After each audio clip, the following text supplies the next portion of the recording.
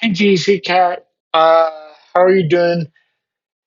Today, Angela is feeling a little under the weather. She is having allergy issues, so she will not be joining us today.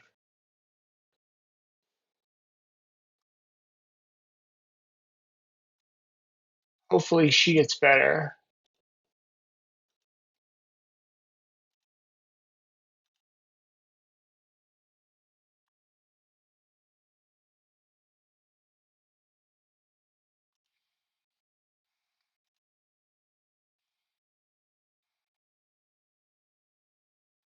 How are you doing today?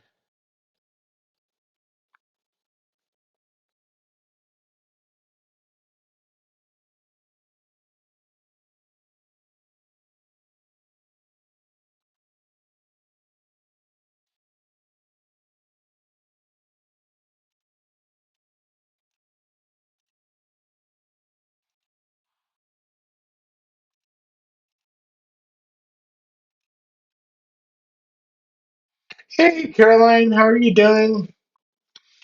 Sorry, I was just telling DC Cat that Angela is uh, she's not under the weather. She is having a bunch of allergies. She says she has a lot of gunk in her lungs and is coughing and I mean she feels fine, but she can't really talk. So it's just gonna be me today. So I'm sorry. I'm sorry. How are you doing?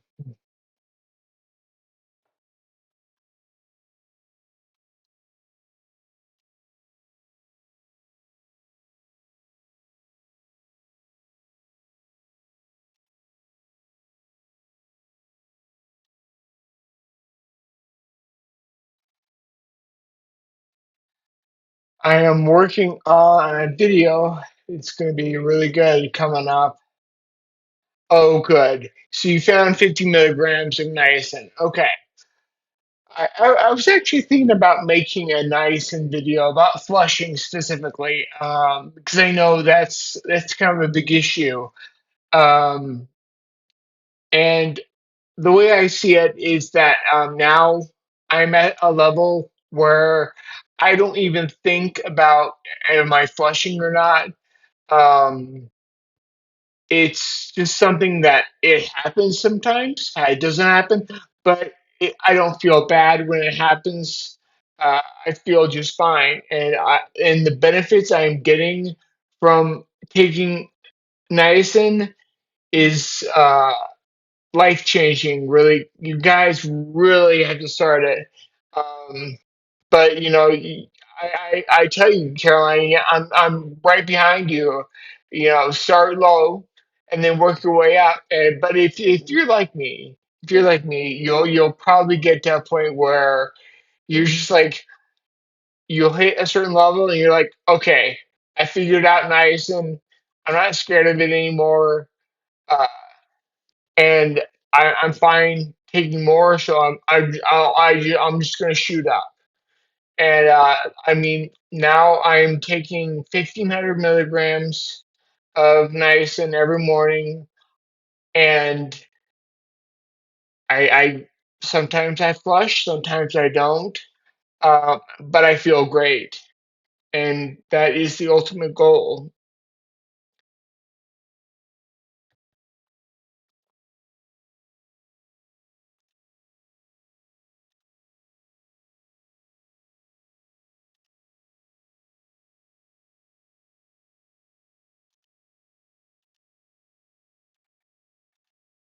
Well, you two are a talkative bunch this morning. Do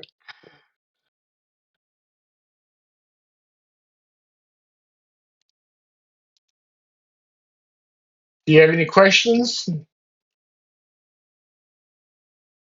I'm here to answer.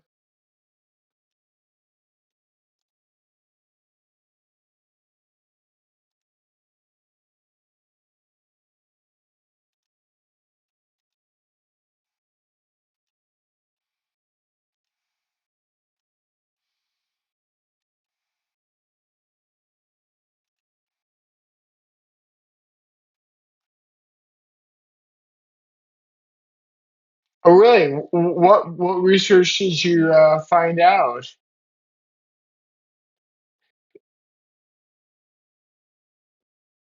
Hey, Daniela. I'm telling everyone, Angela is not going to be here today.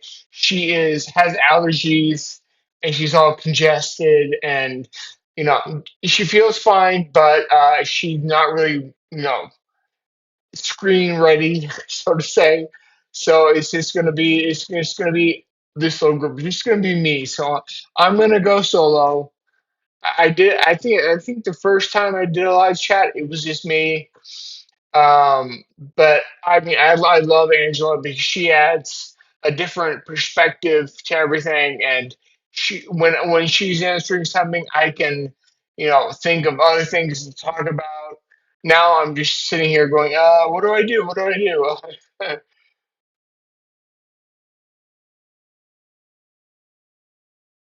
Okay, okay, DC Cat asked, how does niacin scrub out the lesions off the brain?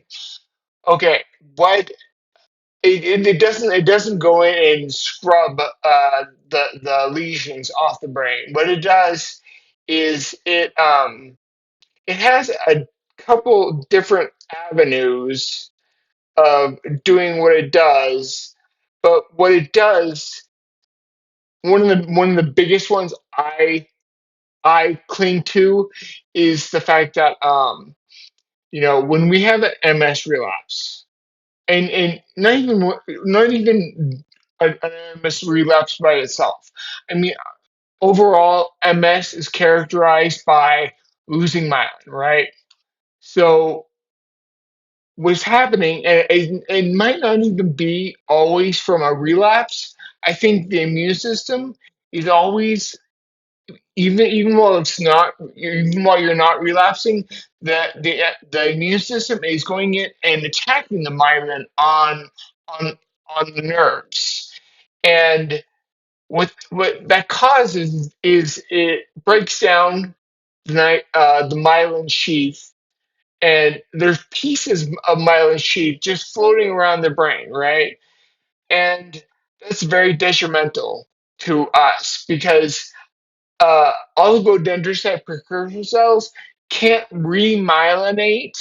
It won't remyelinate until all that debris is gone.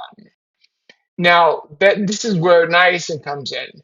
Niacin comes in and washes all that out, clears it all out. So indirectly, that's what it does. It clears the way so the OPCs can remyelinate. Because yeah, you can't.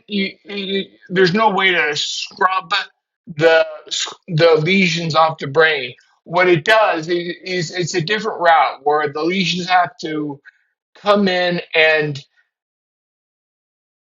OPCs need to remyelinate, and that will, in effect, clear out the lesions.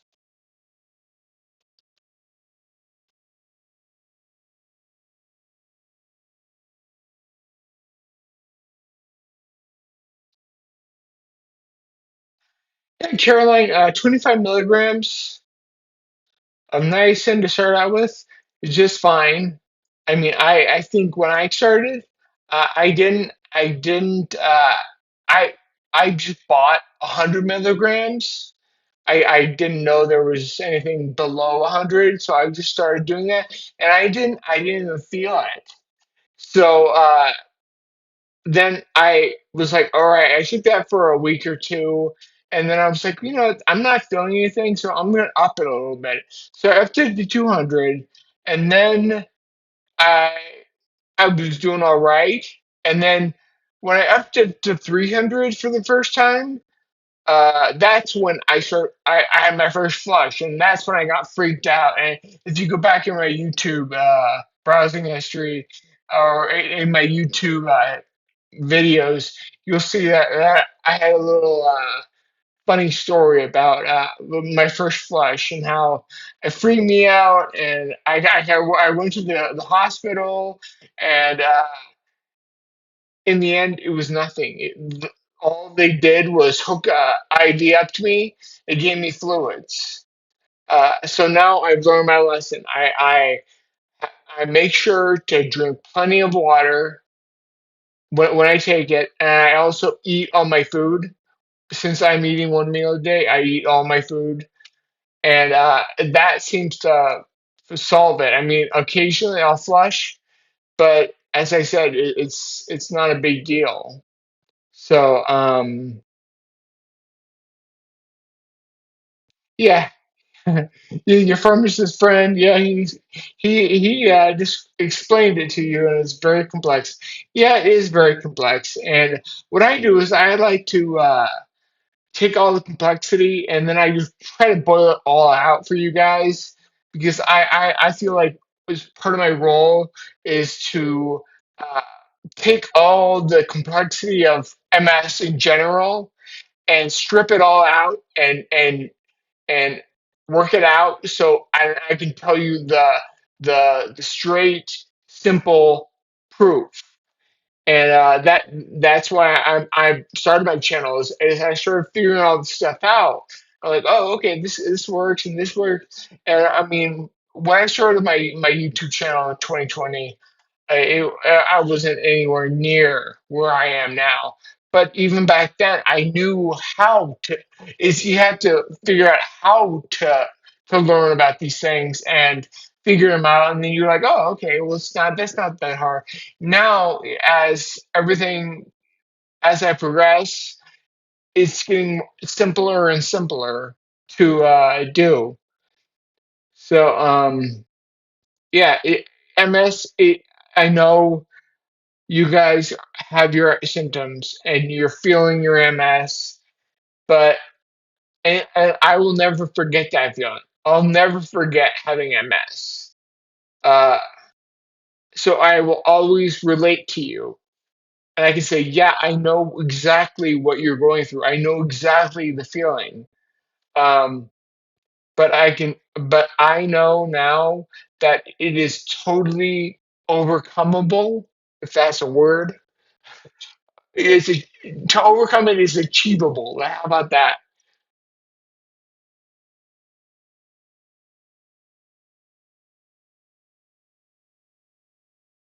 Yeah.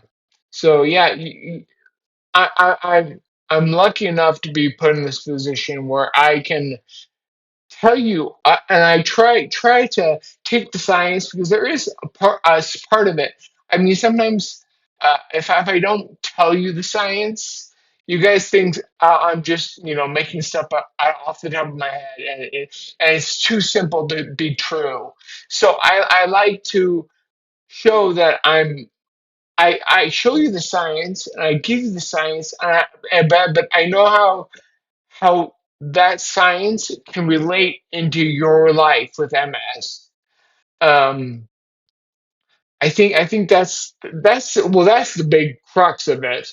Um, why doctors our neurologists don't can't really relate to us because they know the science, yes, but they don't have MS, and that because they don't have MS, that they're missing that crucial piece of the puzzle. So I think even though they do know the science and then they understand it very well, but they don't understand our symptoms. They don't understand, not necessarily they understand the symptoms, and in theory they can say, oh, okay, I know what fatigue feels like, I guess, but they don't really. I mean, even you and I mean, how many times have you heard when you say to someone, I'm fatigued, they go, oh, yeah, I'm tired too. I didn't get enough sleep last night. And you're thinking to yourself, wait, no, no. This is more than not getting enough sleep last night. I feel drained. And I felt that way. I felt drained 5 minutes after waking up. And I had 8 hours of sleep last night. So yeah, I know what you guys are going through. Hey, famous master. Hi, Summer. How are you doing? Yeah. Okay, DC, how far can I walk without using a cane? I can walk indefinitely without using a cane. Uh, I, as I say, I've told Angela countless times, I can walk around my house perfectly fine. I don't need to, I don't need to take a break. I go out to the gym all the time, work out in my gym. And I could go to like the mall or something and walk around all day. Uh, so and this is why I know I'm recovering because 10, 15 years ago, there would be no way I could, well, I couldn't even stand 10 years ago or 15 years ago. But uh, now I'm to the point now where my recovery is so beyond that point, and this is why I'm so excited to share with my findings to you. And I'm here to be your cheerleader. I really want to back you up and say you're on the right way. And like, just for instance, DC, or actually Caroline, with your take it nice, and I'm here to show you, okay, yeah, go this route and up it slowly, and don't worry about flushing. So I want to be your guide, but I also want to be here to support you. Hey Marie, how are you doing? Well, Kesimpta, yeah, that's Concentra was a great drug. Uh, Angela, who's not here today, she is having allergies and she can't really be uh, screen ready. She's all coughing and blowing her nose and all that stuff, kind of allergy stuff.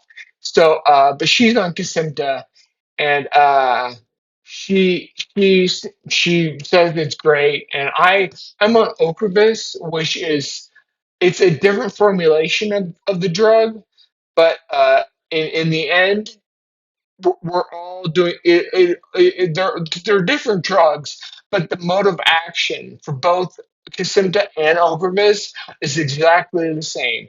They target the exact same B cells, which are, to be scientific, CD20 B cells.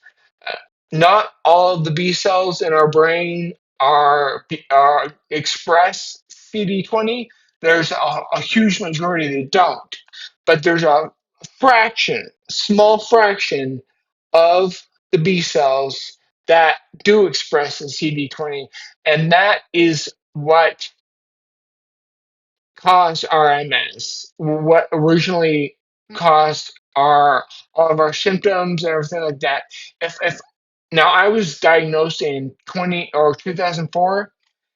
If I was on Ocrevus in 2004, I would have never developed MS, but it was a slow progression, and just that's just how it is. So now we're at this point where we have recognized that, okay, CD20 is the problem, and it's not even that CD20 originally was the problem. When I was a little boy, like teenager, like younger than that, when I was in third grade or whatever, back then my immune system was working just fine. But then we had the Epstein-Barr virus come along, and everyone gets it. I think they say that 98% of the human population worldwide has the Epstein-Barr virus. Um, so that's pretty much everyone in the world. Um, and what happened was when I caught it, I don't even know how old I was. I never kissed anyone. Usually it's passed by mono when you get mono whatever. And but when you're a teenager and you kiss a boy or kiss a girl and you get sick, well, that's mono, and that's the Epstein-Barr virus. Well, for the majority, 99% of the people out there, you get sick with mono, then a week or two goes by and you recover and you're fine. But with us, the Epstein-Barr virus gets into our B cells, and this is where the Epstein-Barr virus comes in. EBV comes in and latches itself onto the CD20 receptor, and that is what perpetuates our slow decline of multiple sclerosis. So, yeah.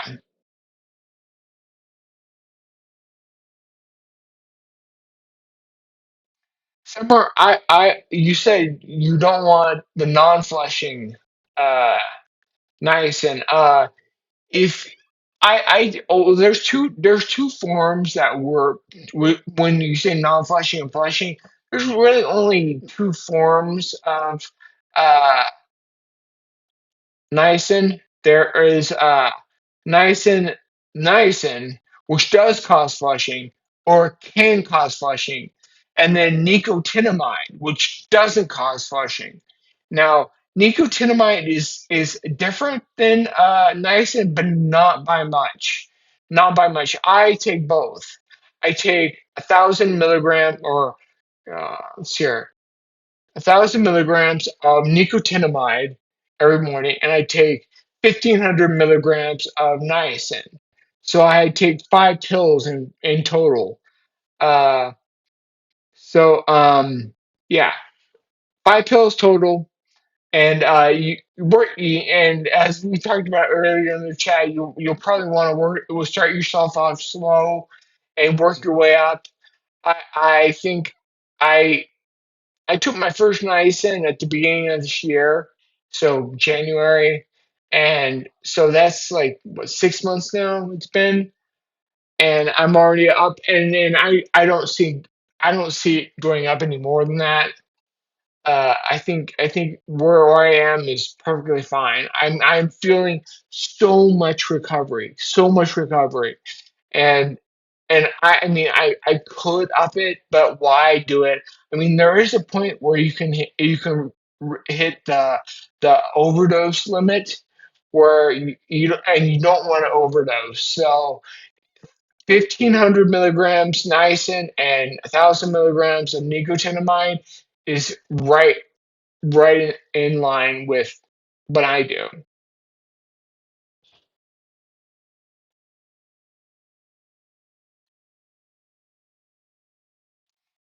DCK, yeah, you had mono when you were younger. I didn't have mono. Angela didn't have mono either. Uh, but apparently, you can have mono, or you can develop, or you can get the Epstein-Barr virus and not show symptoms. So both Angela and I didn't have any symptoms of mono. We didn't feel it, but we got MS, and they've proven without a fact that if you have MS, you have been exposed to the virus. You have gotten it in the past. So, but unfortunately, that's what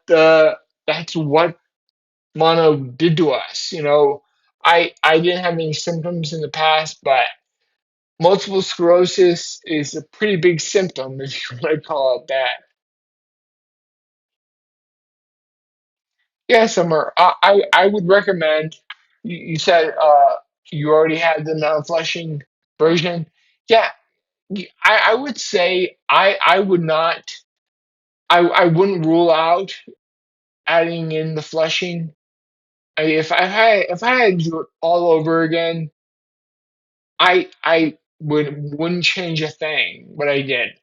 I mean, I've flushed plenty of times in the past, gotten red, but when you really think about it, comparing getting red for an hour and then compare that against suffering from multiple sclerosis, mm, I will always choose flushing over multiple sclerosis.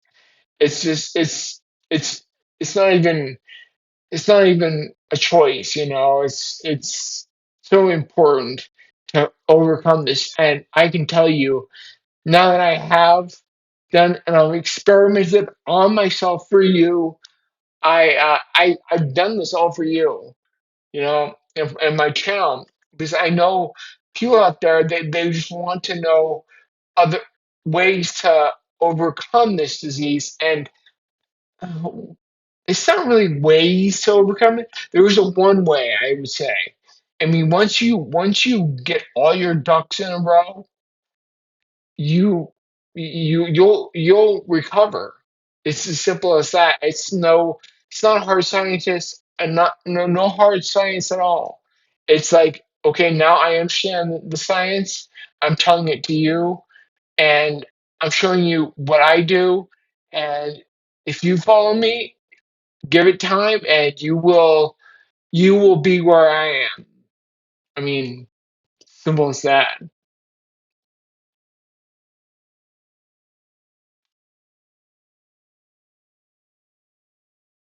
Hey, Tommy.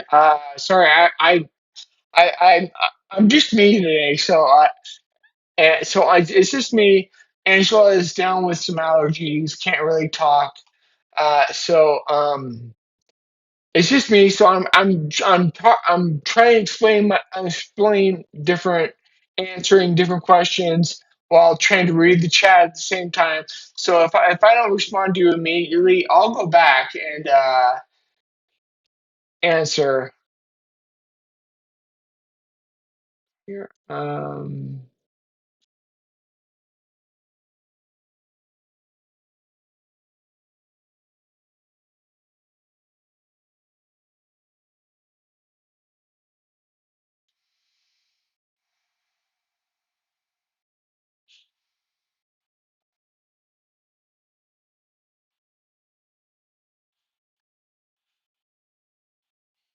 Well, thank you, Tommy. That means a lot. I'm I'm I'm sorry. I'm sorry. You slipped by when I was looking through the chat. I saw you and saying, "Hey," and I'm like, "Oh, I didn't even recognize you because, I mean, I'm getting all these chats and I'm trying to talk, and so that's why I love Angela. It's because she we can bounce each other off and answer different questions. Um, but it's just me going solo today. Okay,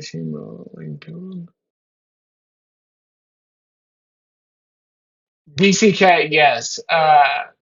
When we were all little kids, I didn't even know about MS until I was I was very I was sick with it, and I looked up my symptoms, and I kept on checking it for months and months and months, and they always were, all my symptoms were always going back to MS. And I'm like, what is MS? I didn't understand it. And I have to be honest, like, even after I was diagnosed with MS, I didn't really understand what it was. And unfortunately, that's how a lot of people are before. Like I would say that I was diagnosed at a perfect time to be diagnosed because I got on beta seron. That was my first MS drug, and then I mean there weren't any drugs before that. And so if you developed MS in the 80s or 90s, you were there was no disease modifying therapies at all, and you just had to kind of struggle and figure out how to live with it. Uh, and I'm not saying Betty was the best. Actually, it was all right for a little while for me.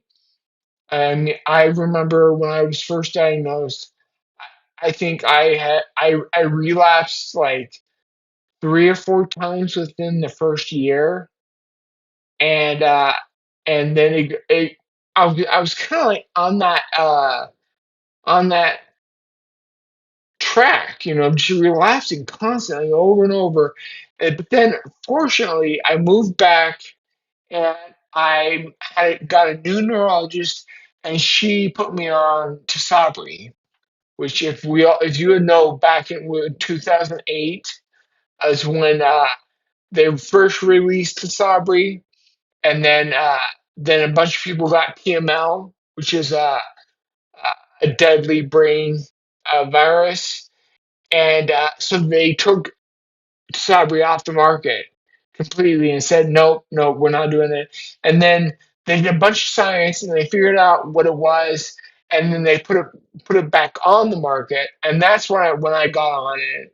And then they developed the whole protocol behind it, to go over all your symptoms and like making sure there are certain aspects that you don't progress. Um, so that was 2008. That's when I started, but even though I was on it, and I give so much credit to Sabri for what it did for me, uh, those first few years, I just kept on going down. I kept on going down, kept on going down. And it wasn't until 2013 when I started lifting weights.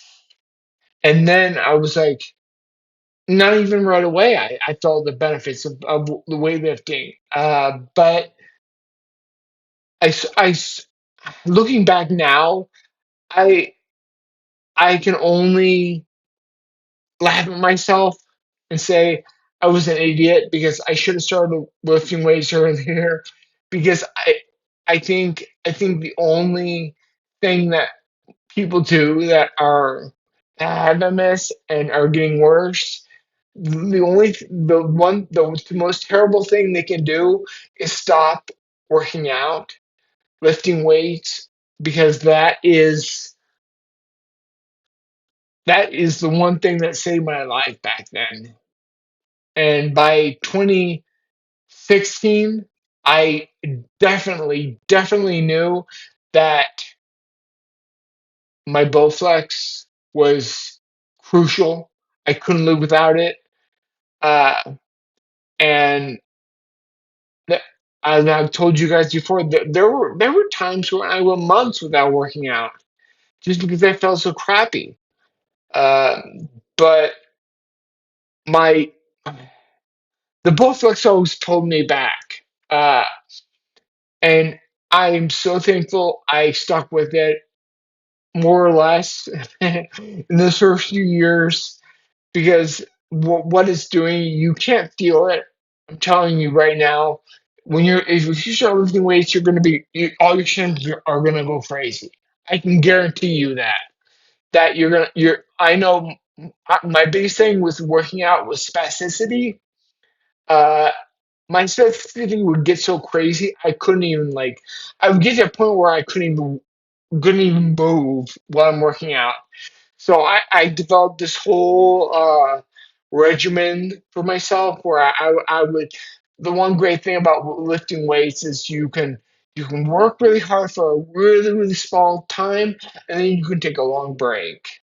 And that's what really saved me, because I would lift weights, and then my muscles would get really tight. I wouldn't be able to move practically, but then I would just stop and just sit there and rest. And a few minutes later, I'd be like, all right, I'm loosening up. All right, I can do another set, and then I do another set and get all tight again, and repeat the cycle over and over again. And unfortunately, that's how it might have to be done for all of us. That's how I did it. I thought it was crazy at the time, but I'm looking back now, and I have the fondest memories of it. I remember being in that basement on my Bowflex, thinking this is the worst feeling ever. I can't imagine life getting any worse than this. But now I think back, I laugh at myself because I feel so good. And the benefits really just, they come. They come. You just give it time. Yeah, DC cat.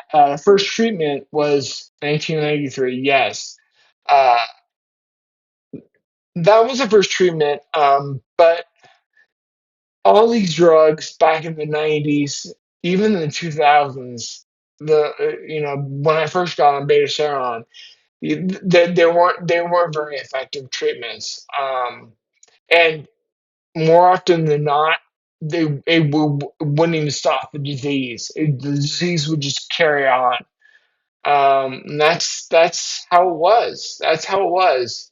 And and if I didn't, and I'm not saying that to say that drugs are bad, not at all.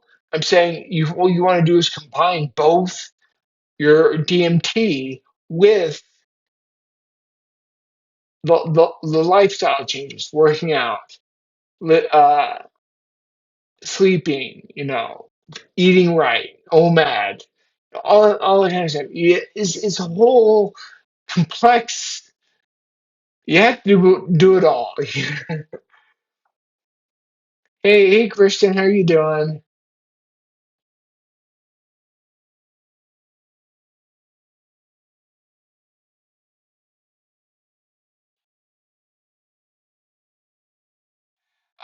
Yeah, I would say, Christian, why don't you start out with nicotinamide?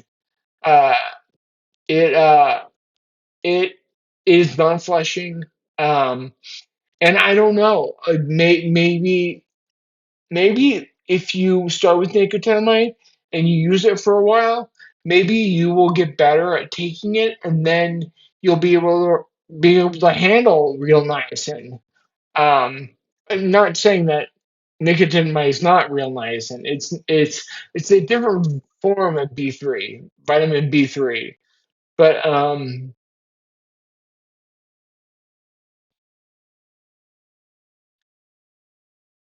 okay, Euthanasia says, how are you able to work out with heat intolerance in the beginning? I Well, first of all, I worked out in the morning, first thing. Uh, and I also, back when I first started lifting in 2013, I was working out in Seattle, Washington, and it was a lot easier there because temperatures aren't as hot as they can get down here in Arizona. Um, but um, part of part of what the solution to it for me was to just do exactly what I told you just a minute ago about when you get fatigued, when you work out. And this is why lifting weights is so easy because okay, for instance, let's say you're running, and you get hot, and then you gotta stop. Well, that kind of like go a little while and stopping. That is what I used to do on my both on my rowing machine. I would row for, I think I set a different amount each time. It was like, okay, I would row 30 poles. I would row for 30 poles, and then at 30 I'd stop, and then I would rest. And it was the same way with weightlifting. I would I would lift as much as I can for 4 or 5 reps, and then okay, just stop. And that's all you did. That's all I did. Really really easy. I just stop. Don't move. Just I would sit there on my rowing machine and just sit there and breathe and say, okay, I'm tired. And then okay, be given a minute or two, and then okay, that the energy comes back. You cool off a little bit, and then you go again for 30 more reps, and then you stop, and you just repeat the cycle over and over.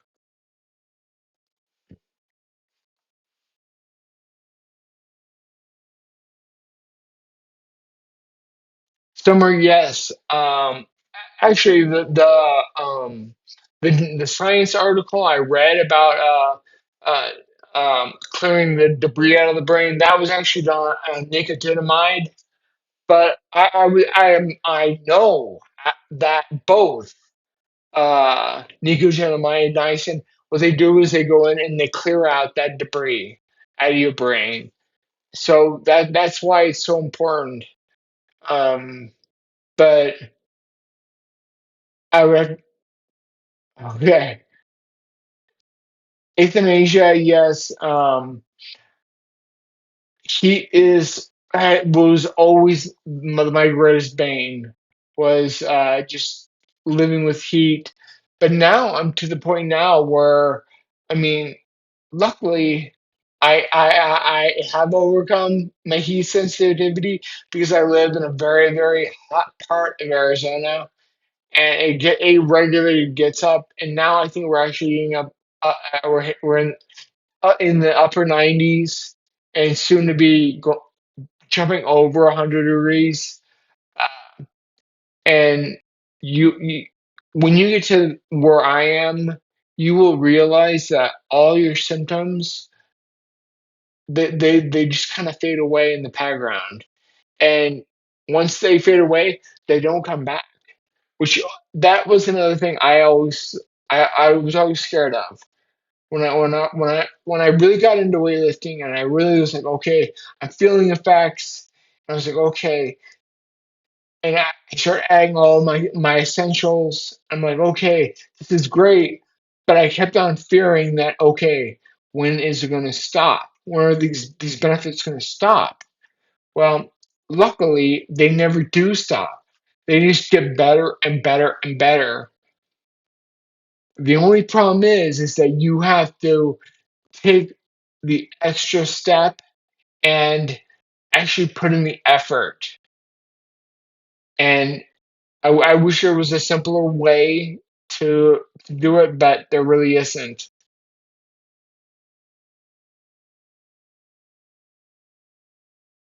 Oh, okay. Summer. Uh, okay, Todd. Okay.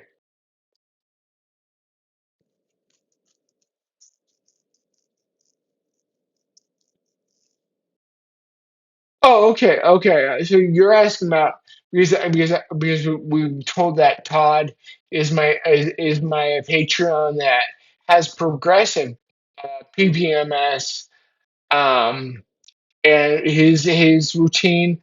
It's not any different than mine or Angela routine. We all do the same thing. I mean, we all do follow the essentials, and we're all feeling better. So it's not like because just because you have primary progressive, you're different than relapsing or remitting MS. It's not that way at all. It's just the way what the disease, how it how it acts inside of you. So, and I love Todd because he opened my eyes and gave me the proof that no, there's no difference between primary and progressive and relapsing or remitting. I mean, yeah, our the way our myelin is stripped from our nerves originally is different between relapsing and primary, but the recovery is the same for both. Yeah, okay. You have primary progressive. Don't don't take anything. Don't ever stop seeing MS as you have your relapsing remitting on one side and your primary progressive on the other. It's not that way at all. Yes, the way the myelin is stripped from your nerves is different, but the recovery, and I mean, Todd, he if you join my Patreon and showed up on Wednesdays and talk to him, he would say there's no difference. So I always get the feeling that people with PPMS feel that they got the short end of the stick, and it's harder for you guys. But it's not. it, it's hard for all of us, but I think we can all recover. PPMS or RMS, relapsing remitting, it really doesn't matter.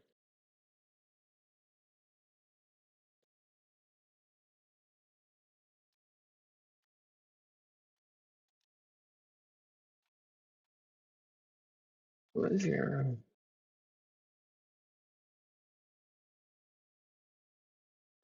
Okay, do I go to bed really early at night if you are waking up at 5 a.m. in the morning?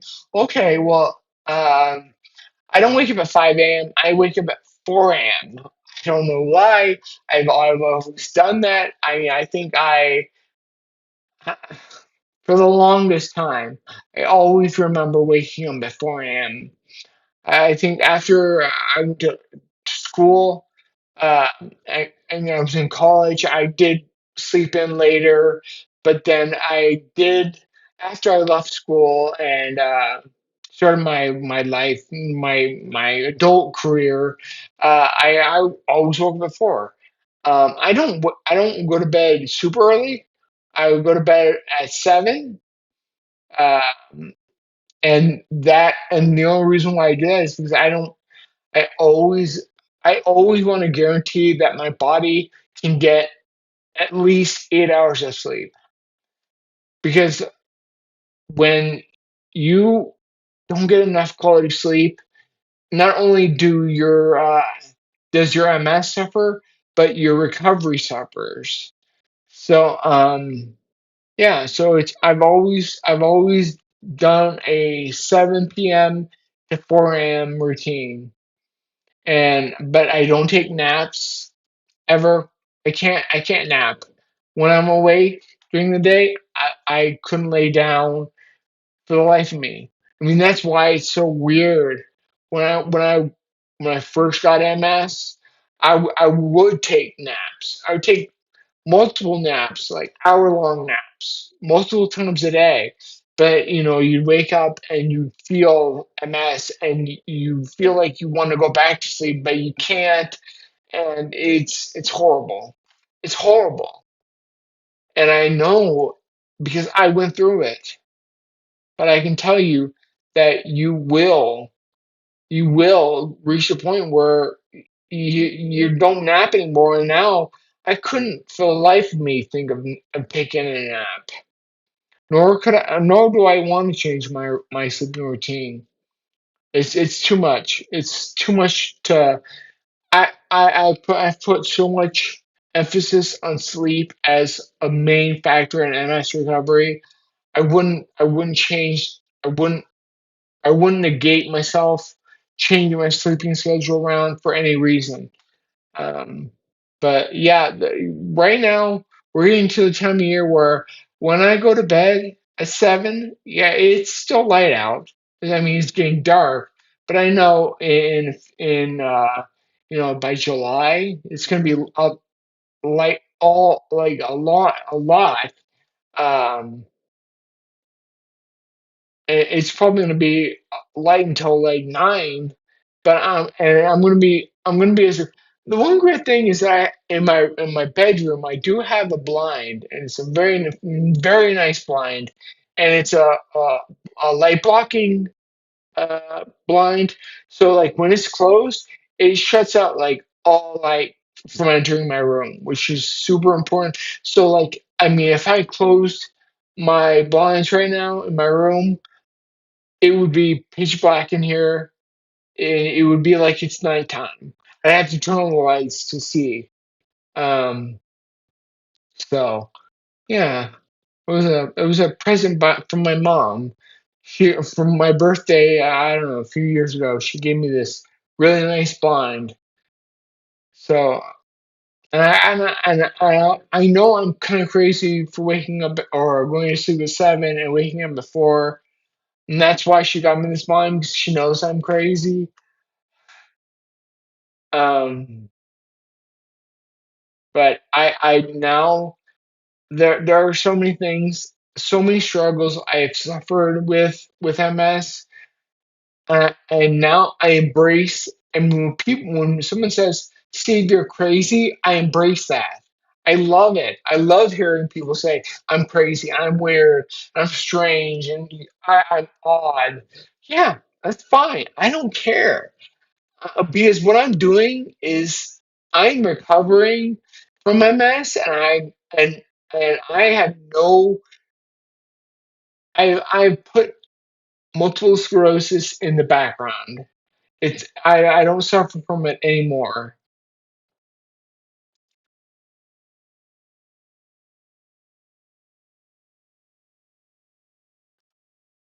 No, I don't know, Christian.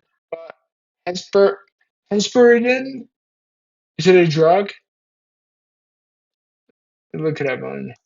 Well, let's go visit good old YouTube here.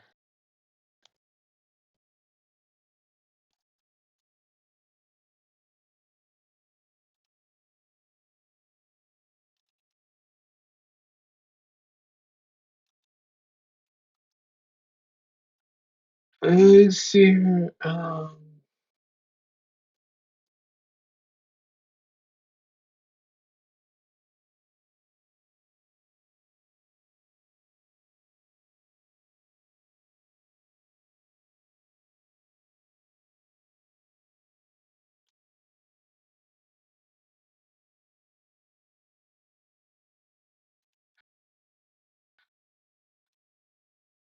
Okay. Hesperin is a flavonoid derived from citrus fruits and it has antioxidant and anti-inflammatory properties. Human and lab studies have demonstrated the therapeutic potential of hesperin in heart disease, blood vessel disorders, metabolic disorders, and more.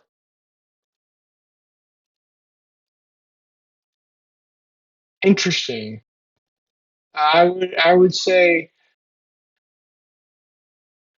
I am not.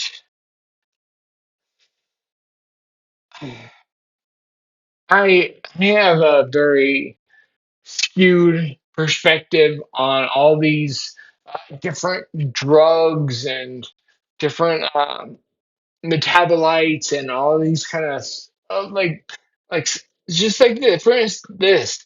I mean, I've heard ever since I first developed MS. I've heard, oh, well, this drug, this substance, whatever it is, it's gonna solve MS, or it's gonna really help MS.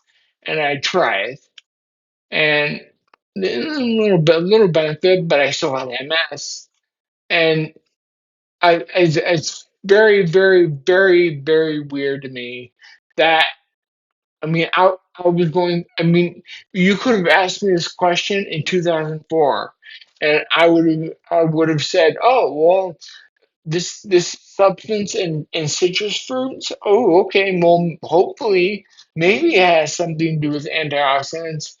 But when you really get down to it, think about it. People with MS forever have been eating oranges, limes, all sorts of citrus fruits, but they still have MS. So there's not that's not a solution. Like, yeah, it has properties of anti-inflammatory. A lot of things have anti-inflammatory properties. Doesn't necessarily mean it works. I mean, if that was the case, if this substance worked for everyone, then we'd all be drinking orange juice and not having MS.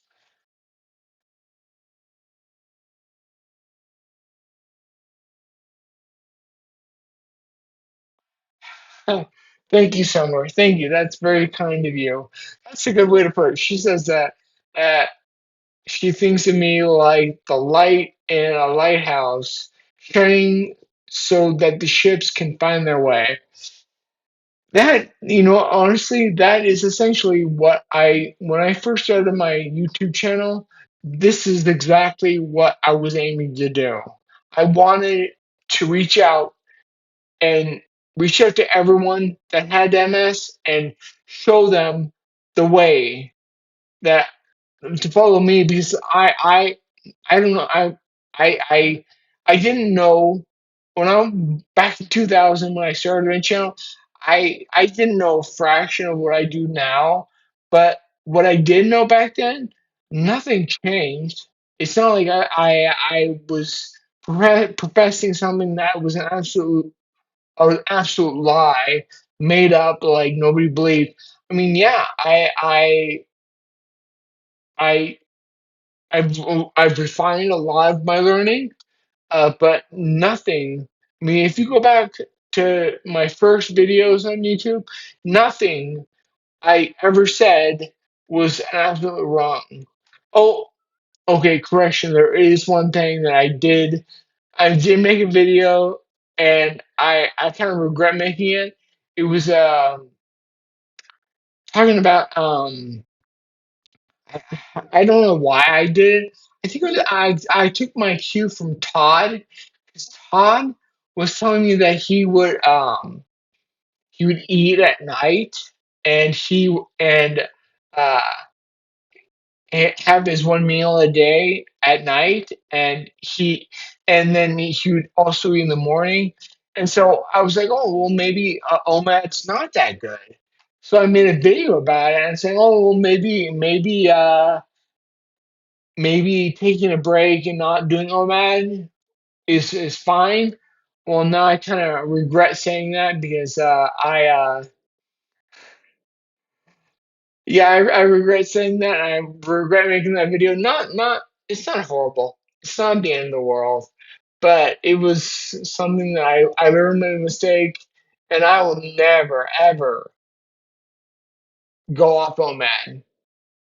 On my workout days, I do extend the eating for time frame, because right now, like for instance, Saturday today, all the Saturdays and Sundays and Wednesdays, I eat one meal a day. I sit down first thing in the morning, eat one meal, but I don't work out. But on Monday, Tuesday, and Thursday, Friday, I open that a little bit, and I expand it to I eat about every 3 hours on those days, because when I'm working out, just because I'm doing so much exercise, um, I can't I can't eat everything and keep it all down while I exercise. So I eat first thing, then I work out a bunch, and I come back and I eat my second part about 2 to 3 hours later. But that's it. I don't go more than that. I'm very limited to my 3 hours, and I'm loving it. And I'm sure all of you here, if you guys are doing that, which I hope you are, I mean, I think everyone that you talk to about OMAD says, yeah, at first it was crazy to think about doing it that way, but now I couldn't imagine my life without it. I mean, so yeah. So, well, do you guys have any more questions? I just see that uh, the clock hit noon. So, if you guys have any more questions, I'll gladly stay on. If not, then we can always stay. Let me here. Let me look at my calendar here. Um,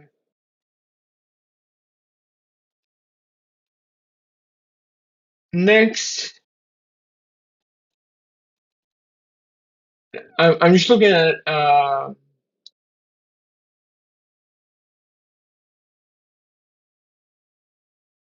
Okay, next Saturday it looks like nothing's going on.